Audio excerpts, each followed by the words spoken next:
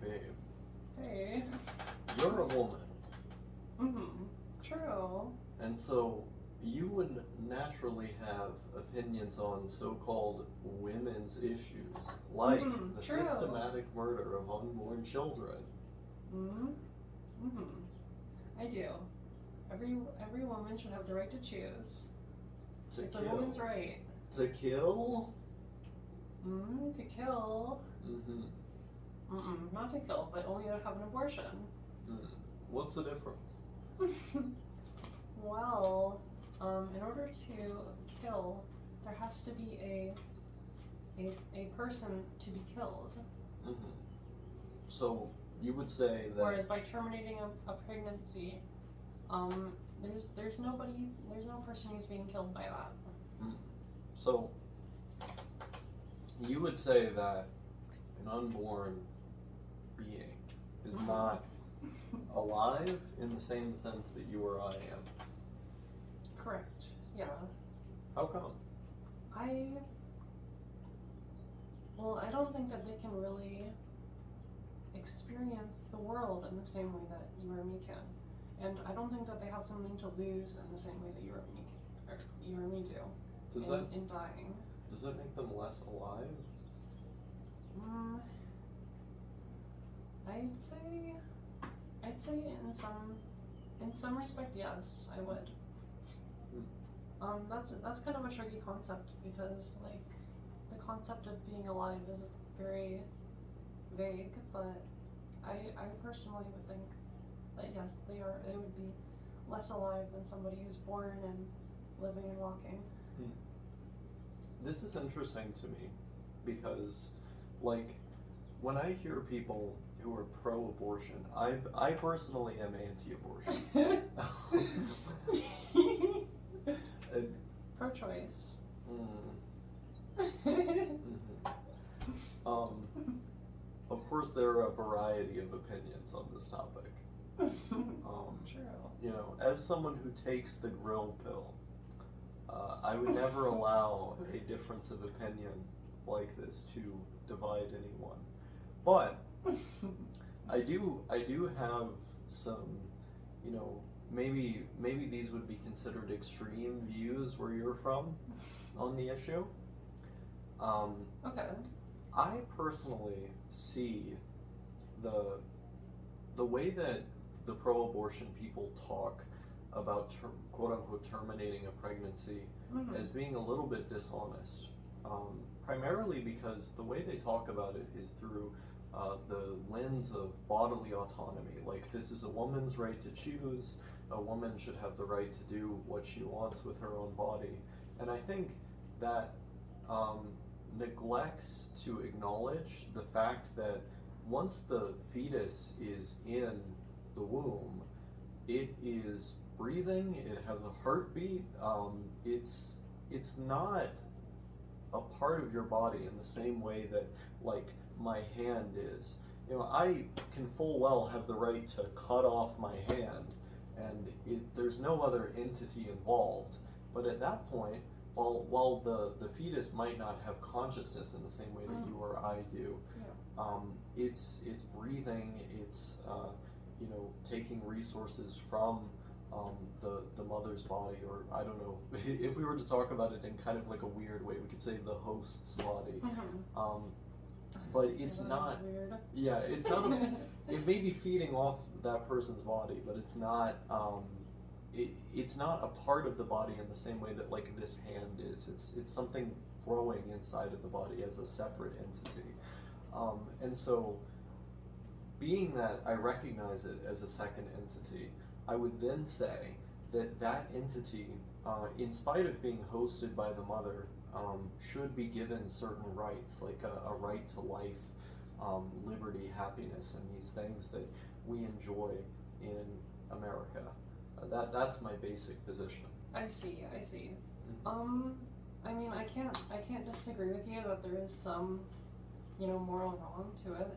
Like, I do think it's, you know, obviously much morally preferable to just not have the baby to begin with, not become pregnant to begin with. But it's also like, you know, when the alternative is like a mother who's not really ready or able to raise this child, the moral balance becomes a little bit more clouded, I would say. Mm-hmm. A little bit muddied. Yeah. So would you say that, like, due to the adverse economic or social circumstances the child might come into, that it would be better if the child were not had at all? Well, I'd say it's even more than that. It's about a lack of love and attention that the child will receive. Mm-hmm. Because I think that is the most important thing. I think the child needs a loving environment and one where they're not even wanted to be born to begin with. I just think that oftentimes that's not really a good environment for the children. Like maybe they'll have a change of heart. Like a lot of couples who choose not to abort, a lot of women will decide that it's better to just have the child and that they're gonna accept it into their life. But I think in situations where that's not the case, I think that the child can become greatly harmed by that. Mm-hmm. Yeah, and I don't disagree with the notion that a lot of these kids like will inevitably grow up in a bad environment if they're not aborted. Mm-hmm. Particularly, you know, low income environments like they're. It's not that this isn't bad for a lot of these kids, but I take the axiomatic position that if I presuppose that abortion is murder, which I do, then murder is going to be wrong above, you know, murdering somebody who's going to have a bad life down the line. Like, I don't make that utilitarian kind of calculation because I believe it's murder. Murder's going to be wrong no matter what. Sure. And so it's like, yeah, it's terrible that a lot of kids end up growing up this way when mothers don't have access to this kind of treatment.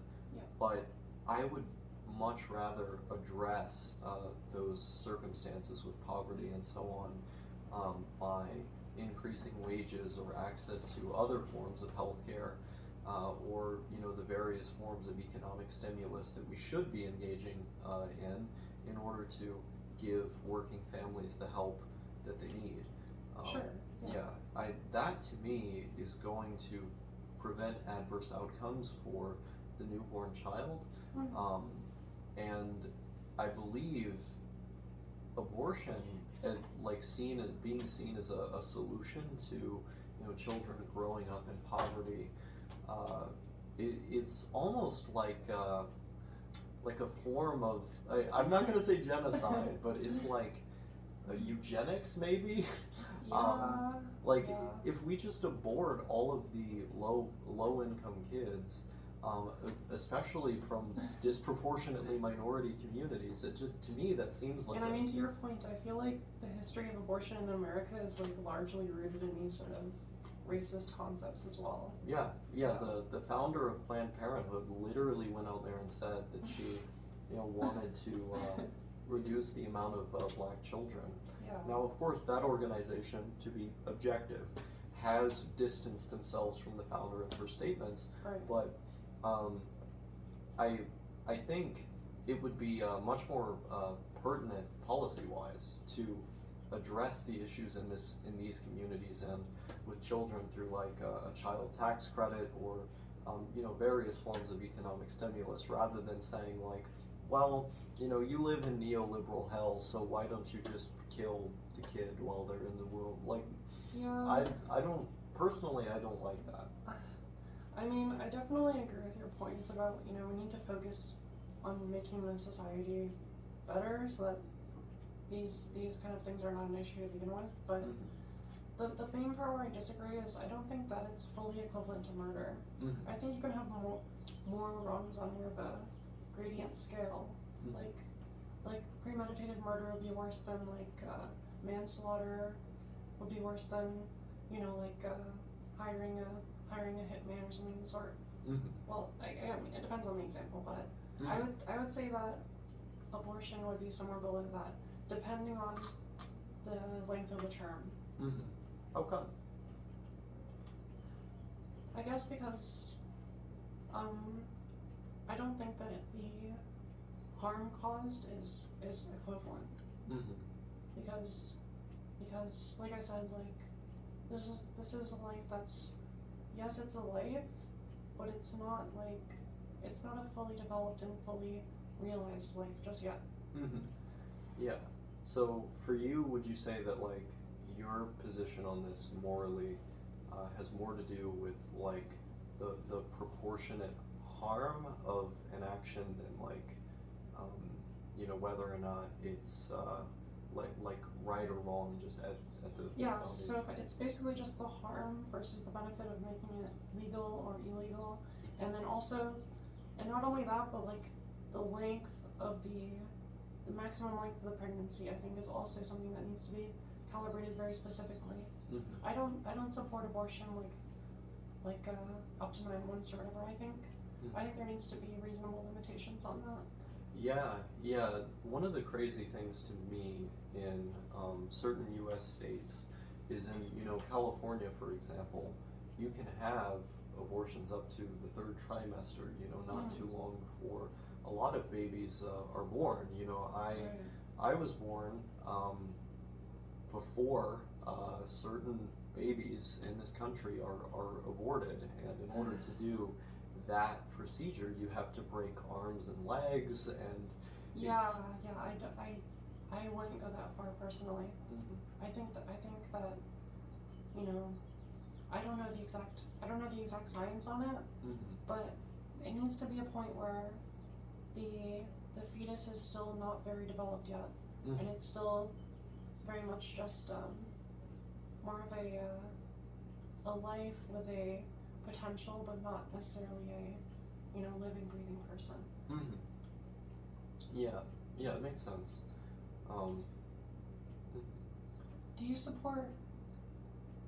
No, you don't support abortion. So do you support banning right from conception, or? No. No. Okay, so we can have a similar view then. Yeah, so I think in situations where the life of the mother is threatened, or in situations where there's rape or incest, right, those should be exceptions, because obviously, like, it would be horribly traumatizing for someone to have to carry the child of an abuser, and additionally, and then raise them too. Yeah. Yeah. And additionally, with the case of incest, there's various inheritable diseases that you can have from that kind of gross relation. Yeah, and that could lead to a lifelong suffering, like just physical even. Yeah. Beyond even circumstance. Yeah, and there's even and I'm speaking of this from a moral and legal standpoint, but if we want to get spiritual about it as well, there's provisions in the Bible that literally say that abortion is right in the case of life of the mother or incest. Right.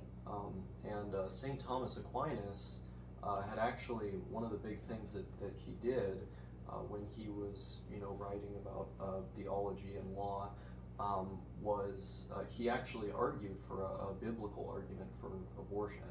Mm-hmm. And I don't want to speak out of turn here because I don't remember all the arguments offhand, but he, if I recall correctly, had brought up the idea of when someone develops a soul, and right. his argument, if I'm remembering this correctly, was that at the point at which a person has a soul, that being during their first breath, as it says in the Bible, right. That's the point at which abortion would be wrong. Mm-hmm. And there's quite a bit of pregnancy before the baby takes their first breath. Right. And so, I have like a personal aversion to the concept of abortion. I find it like just kind of morally reprehensible. Yeah, I didn't want to use that language because it's kind of offensive language to use, but I mean that's it's your position. It's reasonable, I'd say. It's the intuitive reaction that I have. Yeah. But I don't think it's a settled issue, um, and I'm coming at this from like an anti-abortion stance, but I don't have like a hard line in the sand just yet throughout all the time that I've been thinking about this. Right. I think that's the hardest part of the issue is like where do you draw that line? Like where exactly you draw it. Yeah, I can't say either. I think that should be left up to the.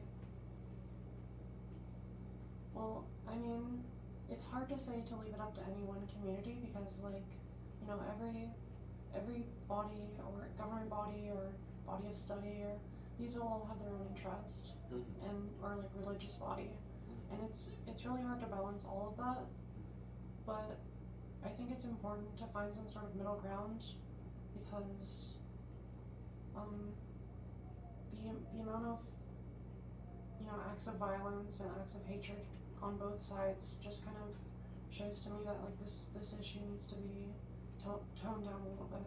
Yeah. In the rhetoric. Yeah, I agree completely. I don't like all of the offensive and emotionally charged language surrounding the issue. Yeah. Like, I just want to grill, for God's sakes. True. But, yeah, I mean, I think in the context of the United States as well, the way that we should be looking at abortion is a bit different. You know, recently, Roe v. Wade was overturned, which was this landmark legal argument in the 1970s. It was a 7-2 Supreme Court decision, so a big majority on the court said that Americans have a constitutional right to abortion. Right. And they argued for this by looking at the Due Process Clause of the 14th Amendment, which allows for a right to privacy and personal autonomy. I think that was a strong legal argument for abortion. But when Dobbs, the recent court ruling, overturned Roe v. Wade, one of the main arguments cited in the ruling was that legal argument would lead to things like illicit drug use or prostitution being constitutionally protected. They didn't. They didn't exactly argue for why those shouldn't be constitutionally protected or aren't. For the most part, they basically just said it'll lead to this other thing, and that's bad.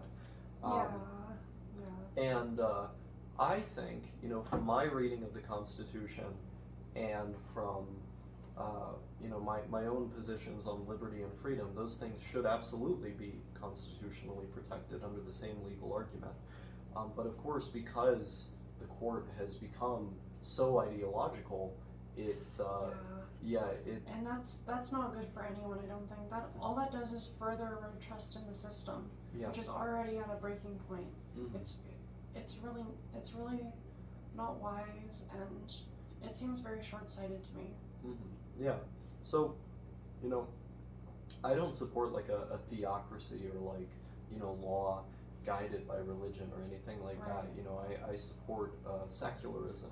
Having a separation of church and state. Yeah. And I support the Constitution, and from my own interpretation of that, it would allow for abortion. So regardless of my own personal feelings,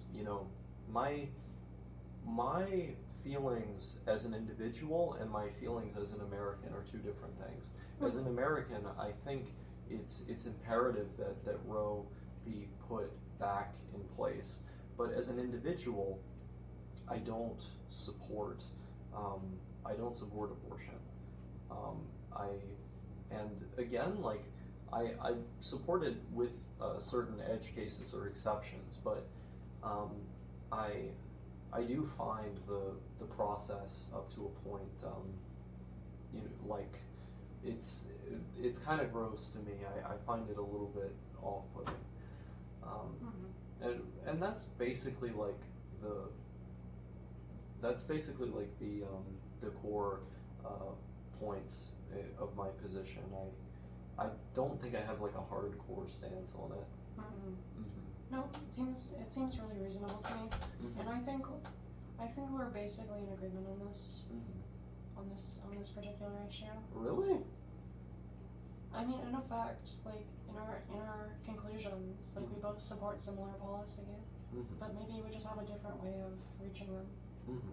Well, to me, it seems like you support it, you know, in law, and I support it from, like I don't support it morally, but I'm like, I support secularism in the Constitution, and in that particular reading of the Constitution, it would allow for it. So it's more like I begrudgingly support the fact that it's there in America. Right. Yeah. But you also support these edge cases and also early term abortions. So, and how many weeks is that? I don't know offhand. Yeah. So when I mentioned that thing about the, you know, when they get the first breath, Yeah. they have a soul. Yeah. I wasn't really mentioning that as my opinion. Okay. I was mentioning that as like one potential argument for abortion from a biblical standpoint. Gotcha. I don't support early term abortions if they're not in those exceptions. I see. Okay. Yeah. Yeah. So we do have a little bit of a difference in opinion on it. Mm-hmm. Yeah. I mean, I can agree that it's it can be quite a disgusting and reprehensible and immoral action in some cases. Like just personally to myself. But I think that it's important for it to be in place anyways, just because of the greater harm that I feel can be done. Mm-hmm. Yeah. So in those specific cases where you think it's disgusting, would you say that in like the third trimester, like 30 weeks? Yeah, like the California law. Yeah. That seems a lot far-fetched. Like that's way too much in my opinion. Yeah, the vast majority of countries in the world don't allow for that. Like there are very progressive European countries that don't go beyond like 15 or 20 weeks at the highest for abortion. And yet there are many U.S. states that go 30 or even a little above that. Yeah. So I think like your position is kind of, I don't actually know how many weeks it's up to in Canada. I'm pretty sure it's less than those U.S. states. Yeah. I support somewhere in the moderate, like around probably the 1 to 2 month range. Mm-hmm. Yeah, makes sense. Yeah. I'm thinking now, because, yeah, I think it, I mean, I basically just don't support people doing it unless it's those edge cases I mentioned. Yeah. But I also think, like, you know, people often bring up this point of it hinders women's rights because not being able to terminate a pregnancy through these means makes it such that the men can control the women through getting them pregnant, right? Yeah. Like without this way to, you know, have full control over when you get pregnant, you may become subservient to a guy. Right. I would argue against that by saying, and this is kind of sad, but you know, a lot of guys with their dick in their hand, or girls with their dick in their hand, you know, to be inclusive here. A lot of them are doing just fine jacking off. So I feel like we need to bring back cis women and trans men jerking off. Like, if you really don't want to get pregnant and you're afraid that contraception as well as the condoms aren't going to work to avert that, I know there are some people who've done both things and it didn't work.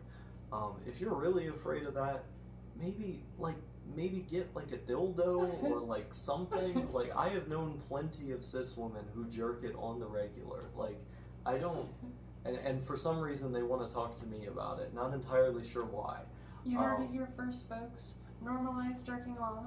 Yes, literally normalize masturbation for women. It would solve so much of this. You wouldn't need to abort anything. Hell, women don't even like sex. Just ask any woman who's been with me. Uh, it, like, you're not losing much. I'm just gonna say it. You're not losing much.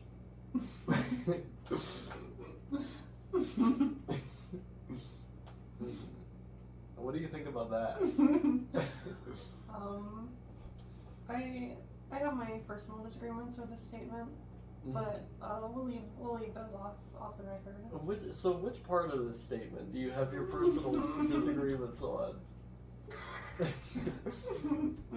Well, okay. I'm shy. I'm not talking about that. Yeah. Anyway, so by the way, there's vegetables here if you want some. Anyway, yeah. I mean, I think the whole abortion thing is kind of blown out of proportion in terms of its importance from the pro-choice people. I think people are responsible for their own actions. You know, of course, there's an extent to which externalities dictate our decisions, a pretty large extent to which they do. But that does not mean that we shouldn't be held accountable for the things that we do, and that doesn't mean that we shouldn't act in our lives as though we aren't responsible. We should act as though we are responsible.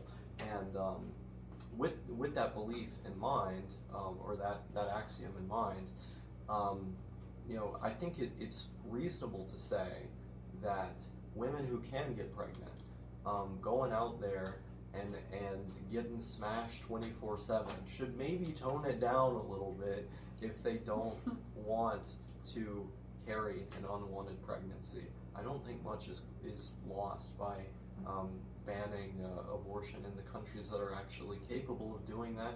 Again, I'm an American and I have this particular view on the Constitution, so I don't think it should be banned here based on that secular argument. But if you're in a country that can ban abortion, I think it absolutely should be banned. Which I know you would strongly disagree with, but yeah, I would, but I think your argument is coming from the right place. I just think that there should be a little bit of wiggle room for more edge cases, so that there is like this option, just in case. See, it's interesting to me because before we got onto video and I was talking about this to you off screen, you were like less deferential to my position. I feel like you're doing this like peacemaking centrist thing where you're trying to see my point of view way too much.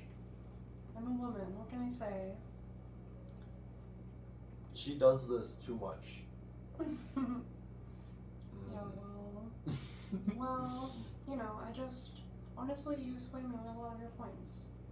And like I said, I don't think they're unreasonable. But I think it's possible to have reasonable positions you disagree with. Like, I don't know. I think you could hold a little bit more firm on it. Like, I mean, I guess I just don't. I don't have that strong of a moral stance like for abortion. I just want the stance that minimizes harm. Like I'm not really in the moral camp with like you know, it's about women's right to choose and that sort of thing. Like to me it's a purely pragmatic issue. Yeah. So if you're like primarily coming at it from that position, then you could kind of see my point of view where like if we addressed a lot of the economic problems plaguing these communities. And also just there's way too much unprotected sex with pregnancy risk going on. Yeah. It's just a fact. Yeah.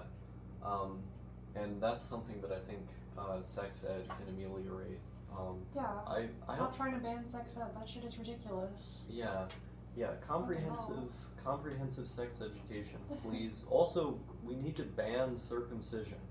True. Yeah, because as well. Unironically, I think the reason why I hate using condoms and refuse to use them is because being circed makes it to where my dick is less sensitive than it could be if I was uncircumcised. Yeah, it's a ridiculous and barbaric practice, and a lot of the times, you know, fathers will insist on it because they had it done to them, and it's like there comes a point where enough is enough. Like just outlaw this practice. Yeah. You want to know a funny anecdote? Yeah. The reason I'm circumcised is because my mom wanted it to be done. I She see. thought it would make me more attractive if I was circumcised. Woman moment. Yeah. It Well, happens. Yeah, well, she was right in a way, given that I have you now. But like it's just it's kind of a strange thing to make that decision for the child who can't consent themselves. Yeah, I don't like that. Yeah. I think that there should be a standard. It shouldn't just be.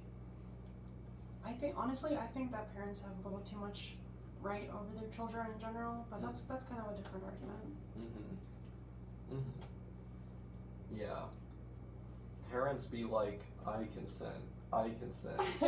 But there's no question of whether or not Isn't the there child. someone you forgot to ask?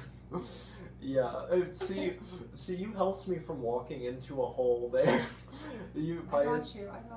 Yeah, I was about to make a joke that would have been clipped a million times over. Yeah. Yeah. I got your back. Don't worry. Thank you. I'll let you fill in the gaps on what I was about to say, but If you must.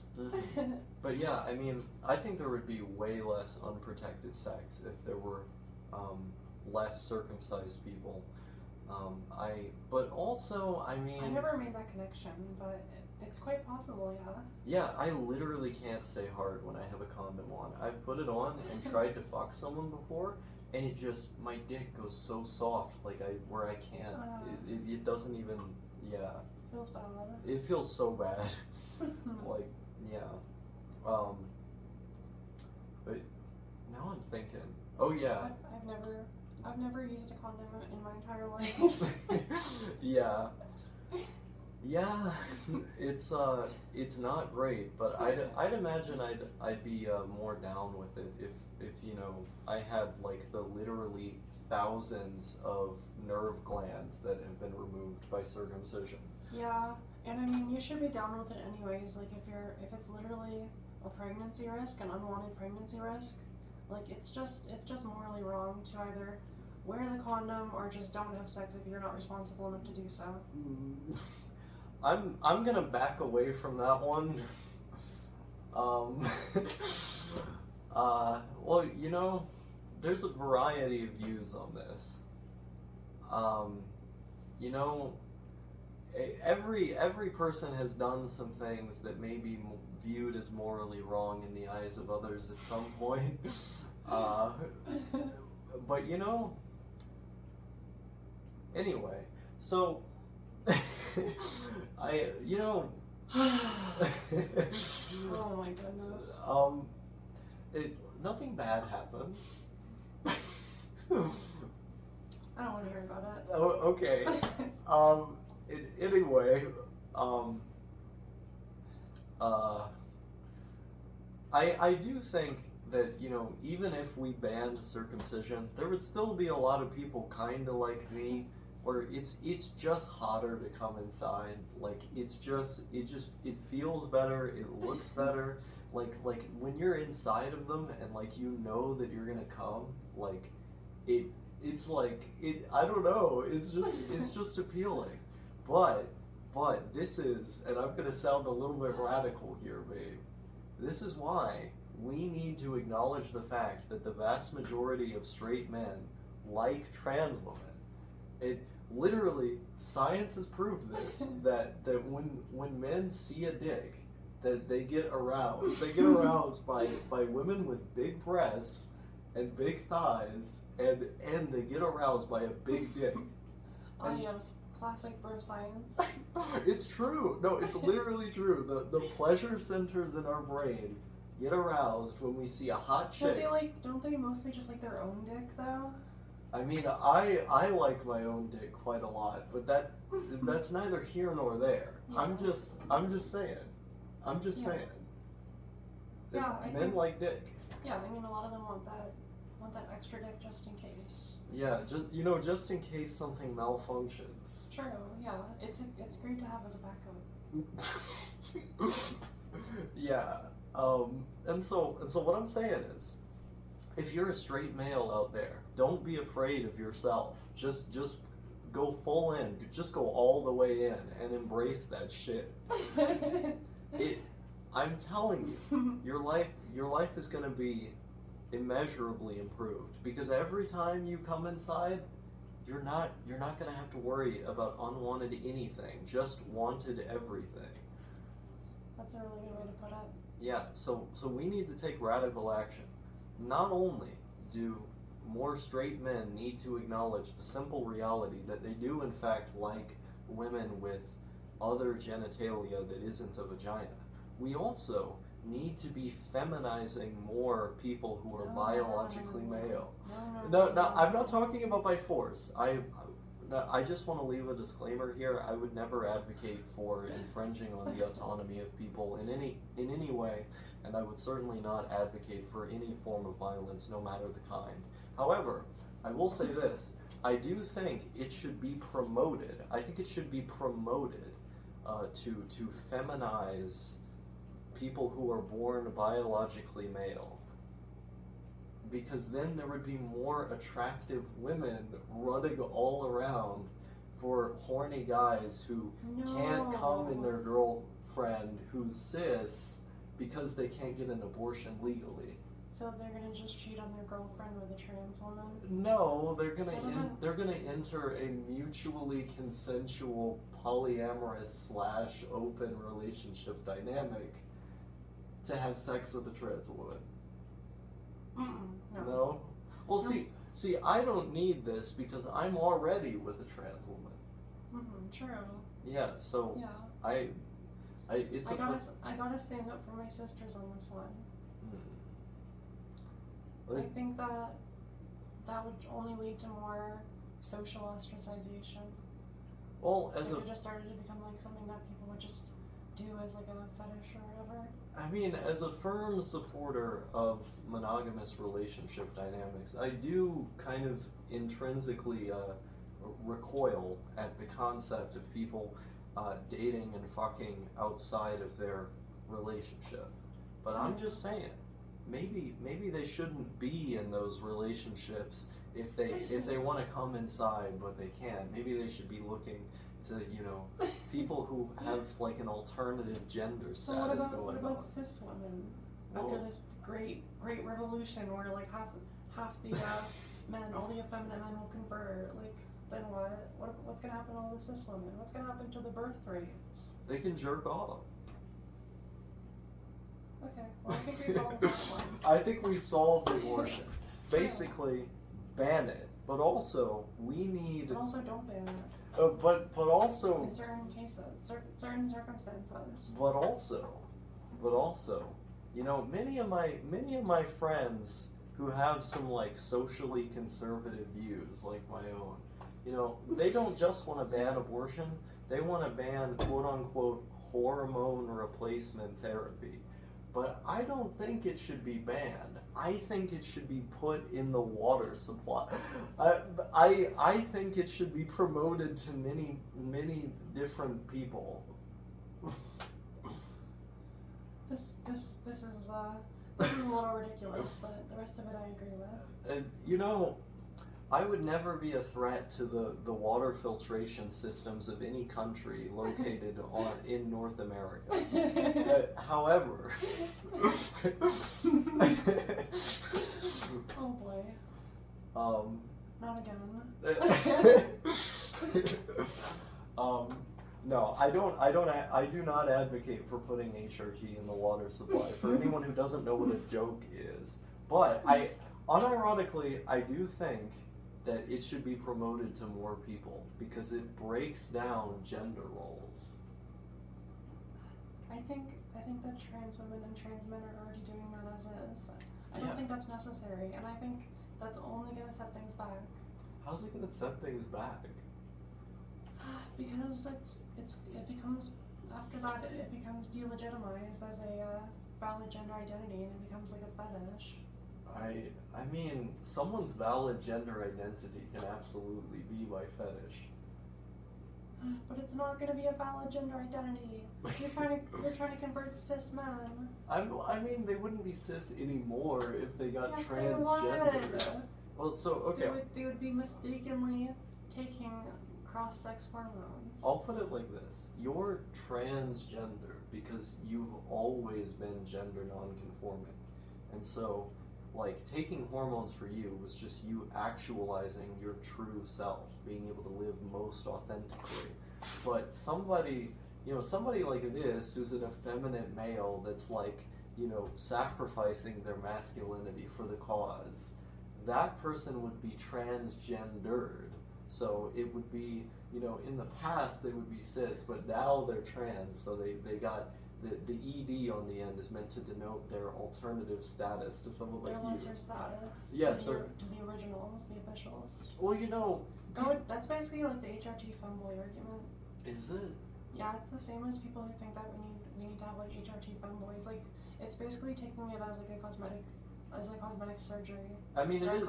Cosmetic treatment. Well, it's a cosmetic treatment for some, and then for others, it's the way that they express their legitimate gender identity in order to be a more accurate version of themselves. Yes, but I think that especially the effects that the hormones have on the brain, I think it would be too big of a negative side effect for most people to reasonably consider that. Mm-hmm. Because it's changing your how the hormones in your brain interact, and it's causing you to have a much more feminine mindset as well. And if you don't fit in with an identity, it's going to be very dysphoric for you in the opposite direction. Yeah, I mean, I've personally experienced that, but I also know many people who are quote-unquote HRT femboys who just take HRT because it gives them smoother skin or makes them look more like how they want to look. They don't do voice training, they don't identify as women. And they'll try some hormone tricks to prevent like breast growth and stuff like that as well sometimes. Yeah, that's awesome. Like, we need more. It's very interesting, and I do think it should be studied further. Although I can't say that with today's world I would necessarily endorse that. I think it's still a little bit irresponsible. I would stamp my stamp of approval just all over that. Not that I'm implying. I'm sorry, babe. The joke was lined up right in front of me. It was lined up straight, like right there, and I had to take the kill shot. I'm upset. I didn't mean anything by it. Vote now on your phones who you support in this debate.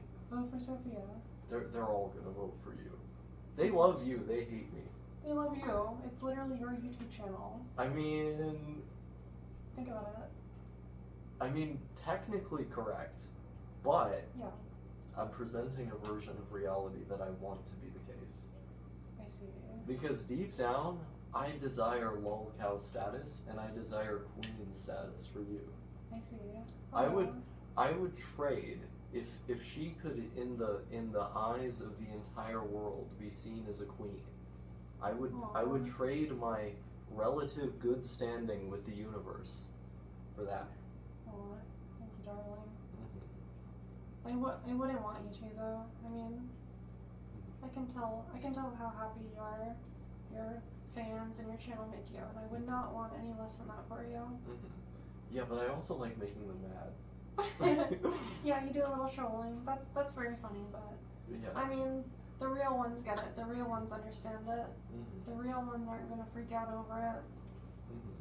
Yeah. I'm also partially just saying nonsense. I think you're the only one who can tell, at least most of the time, when I'm just saying nonsense. Yeah. Whereas like most people, they have. Because I've been around you for so long, I just sort of start getting it. And I have a good sense for that sort of thing. Yeah. Yeah, so I can make a joke about my stamp of approval, and I know that you're going to understand that I'm being strictly satirical. Yeah, yeah. I'm not gonna, like, I can understand your intentions. I'm not gonna get all angry about something like that. That would be a little silly. Yeah. A woman understanding comedy. See, this is what I'm saying. Women don't know how to be funny, but transgender women. Okay, have you ever seen Star Trek? Mm-mm. Okay, so there's this character called Data in Star Trek, Mm-hmm. and Data is AI, but he's also human. So they made an AI that was so good that it actually was able to be conscious and have feelings in the same way that a human can. But he had to learn to be human. He didn't start out that way. And so he had the unique perspective of being an android, but also of becoming human, that he had to practice to become human.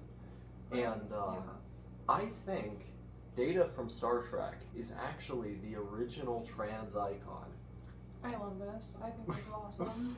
Because So true.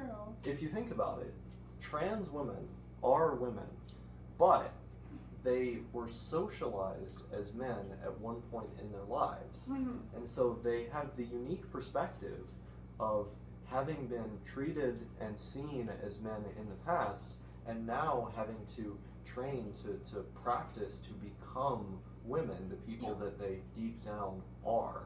In the same way that Data was deep down human, but it was something that he had to practice to become. I feel like that helps me to better understand you and your needs as well. And I just wanted to say that, you know, not all women can be born on the shores of womanhood. Some have to swim there, and that's okay. Yeah. There's this quote from this philosopher called Judith Butler at the very beginning of a book she wrote. The first page, first line of the first page says, "One is not born, but rather becomes a woman." And I think her arguments for what womanhood are and femininity are really fascinating. But basically, the reason why trans women are funny is because they're Data from Star Trek. They had the socialization of being men at one point who are funnier than women, and so they're like a better version of women. We do a little trolling. I'm not gonna say that I'm somehow better with women. That's a little bit that's a little egotistical, but I will say that I do a little trolling once in a while. Well, the reason it can have quite humorous results. The reason I say this, it actually bolsters my argument that trans women are like the master race of gender.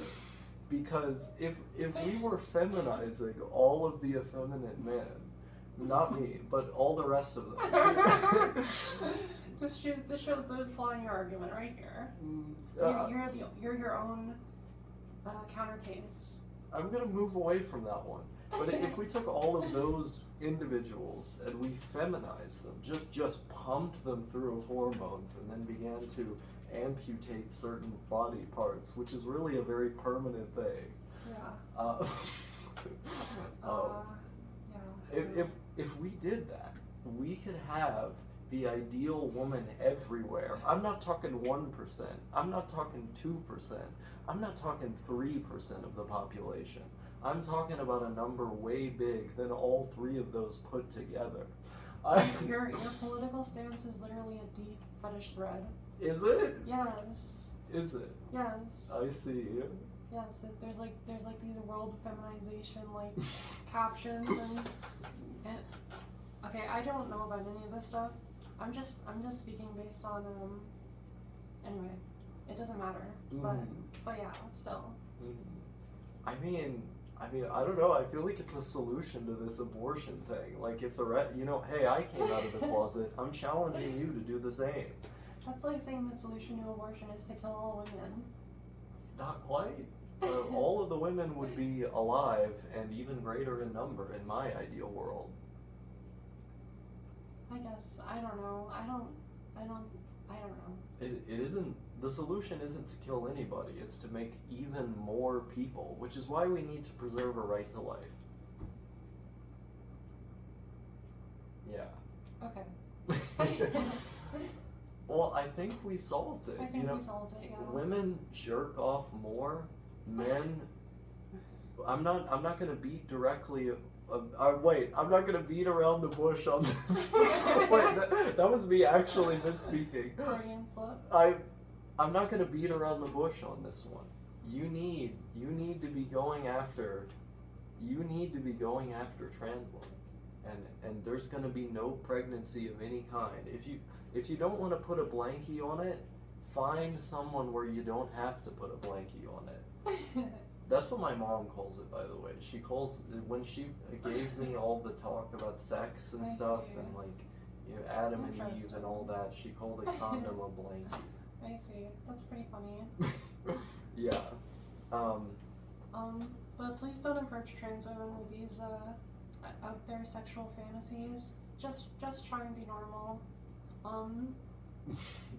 Even Osaka here was quite normal and quite genuine with me, regardless of these strange takes.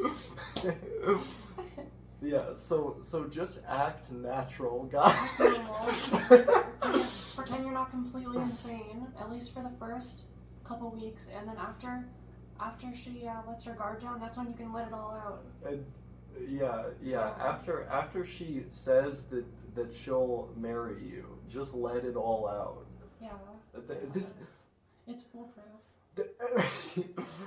You're the one who's supposed to go. The views and opinions expressed by. You're supposed to be the straight woman here who's like countering all my craziness. Your nonsense and craziness is starting to rub off on me. I'm starting to get into it. It's pretty fun. This is what I mean. Women are social animals, so they mirror the tendencies of whoever is right in front of them. I'm an energy sponge. What can I say? You're an energy drink. I'm an energy drink, yes. Mankind's greatest invention, by the way. Mankind's peak accomplishment. Mankind's peak accomplishment. It's true. True. Wow. There's nothing as comfy as the first sip of the day. I'll just say that much. Is that like a thinly veiled advertisement for your like strange TikTok series where you drink energy drinks? Sure. If anyone made it to the 52-minute mark, then yeah. Go look at my crappy YouTube channel. Thank you. Mm-hmm. Yeah. True. I endorse this. Oh yeah. Yeah, women are like chameleons. They just hear whatever is said, but it could be the craziest person they've ever heard, and they would go, "So true." So true. I don't like conflict. They don't like conflict. I just like to smile, and I like to hang out, and I like to chill, and I like to be comfy. I don't need to be getting in these arguments. We made a whole YouTube series where we're supposed to debate things. Okay, but regardless, I just want to be comfy. I would argue that we need men and women to unify. Because when you think about it, yes, God created us both equal in His image. In spite of the fact that the men were the best among the equals, they're still equal. And they're equal because women are uniquely prepared to do certain tasks. For example, being teachers or social workers. What are these faces I'm getting? Or sex workers. Like, women are good at so many things that I would be terrible at. And it's because they have this quotient called emotional intelligence. It's just through the roof. Like, you meet one of these people, and the way that they're able to mimic all of the complex social dynamics of whoever they just meet, it's insane. And so women are uniquely intelligent because they're able to counterbalance all this stuff at once. And I don't even know the first thing about it. Whereas men, we were made to be things like presidents or mathematicians or professors or architects or inventors or writers or garbage man or street sweeper, plumbers or electricians or or generals or adventurers or there's a lot of things we can do, but it requires using this up here. Okay. I'm not very good at I using see. this in here. I see. Yeah. For me, I'm trans, so I have both. I'm a superior being. This is what I'm saying. They literally have both. And so, when you think about it, if you want, the classical idea of a human is one that can utilize both the heart and the mind to their fullest extent. That we're unique among animals for having these two components, and that through the complex interplay of the two of them, we find something called a consciousness. Well, I would argue in that also the soul to complete the Trinity. Mm-hmm. But that is sort of subjective depending on your views. True. But, that's the idea of the human. Yeah. But because men are all mind and women are all heart, transgender women actually take both of them and synthesize them into something wholly new. And in this sense, they're the truest expression of humanity. The mind is God, the heart is Jesus Christ, and the soul is the Holy Spirit. What about the Father, Son, the Holy Ghost, and everybody else? I just explained all that. I see.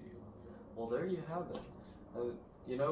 If you had a baby boy that couldn't be aborted because of the laws I would like to be on the books, just make sure he's given a hefty dose of estrogen when the time comes, and in line ready to serve a masculine male. We're just getting back into your fetish again. Hey, But if that's your argument, if that's the position you want to argue from, then so be it. it's my final solution to the abortion question. Oh wow, we're just digging deeper. I'm just digging my hole deeper and deeper and deeper until I cannot get out of it.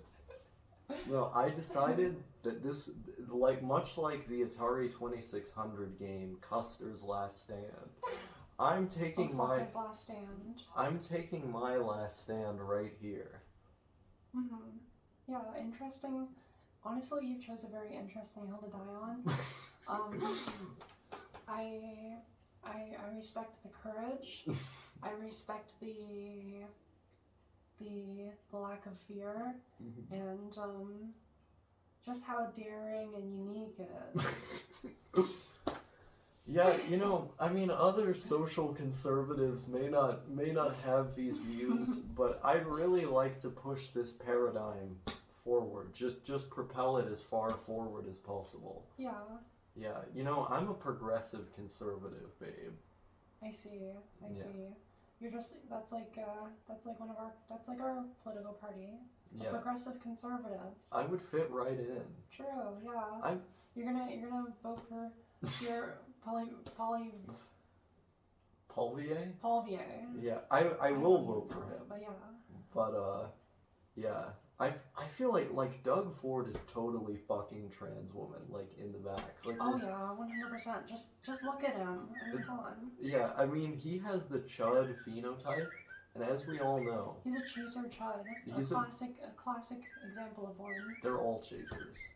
They all beat it to trans porn. They all beat it to the weird BBC cuckold. Well, that's what shit. they're talking about constantly. They're constantly thinking about trans women, constantly talking about trans women. Mm-hmm. Notice that usually these people aren't really discussing trans men. They're always talking about trans women and how they're ruining the world and all this stuff. Mm-hmm. I'd say that there's a reason for that. Yeah, it's because they got trans on the brain. Yeah, exactly. Yeah, these people are literally addicted to porn. Mm-hmm. Yeah, they want to rape their children. They spend just as much time watching transgender porn as they do watching conservative talk shows. Yeah. On Daily Wire YouTube channels. They spend as much time watching transgender porn as they do child pornography. That's my stance on the Republican Party. True. Good idea. Yeah. Good, smart. Mm-hmm. But yeah, I mean, I think we need progressivism, but also conservatism. So we need to be conservative on issues of life. But also, if you think about it, what would preserve life more than any policy? It would be to actually give people the means to survive, such as a well-paying job, such as financial and housing assistance, developing our infrastructure to prevent more deaths on roads. Yeah. Yeah, I mean, I think... And easy access to HRT. Yeah, I mean, the suicide rates of transgender people are just insane. Yeah. And we know from the data that that can be prevented by giving easy access to hormones, as well as an accepting environment and culture. So true. Yeah. Yeah. I mean, there are many policies that would preserve life in this country, but the way I see it is people on the conservative right, many of whom, as I stated, are pedophiles. They aren't interested in preserving life. What they're interested in is preserving their dominance over culture and the economy. So people who look like them, who think like them, can continue ruling for a millennia. But also suppressing their shame about the genres of pornography that they choose to consume. Yeah. I mean, it's just awful. It's just awful what's happening to this country. But I would like to propose a position that's actually conservative. But I think to actually be conservative, we have to look at the areas of life that are not being talked about, that are not being addressed, like housing, food insecurity, and so on. Like ultimately, what being conservative is about is stability. It's about arguing for stability in the society. Right. But what we have is the exact opposite of stability. So yeah, like I'm anti-abortion, but it's with the caveat that we ought to be preserving a right to life in all these other areas as well. The conservatives should be the party of law and order, because that is necessary at times. And the fact that it's gone so far away from that and so radical, I think really shows well, to me it shows that they're unlikely to win any upcoming elections. Yeah. They just seem really out of touch with reality right now. Yeah, unlike me, who wants to feminize just about half of the male population. Okay, I'll see you in the next one.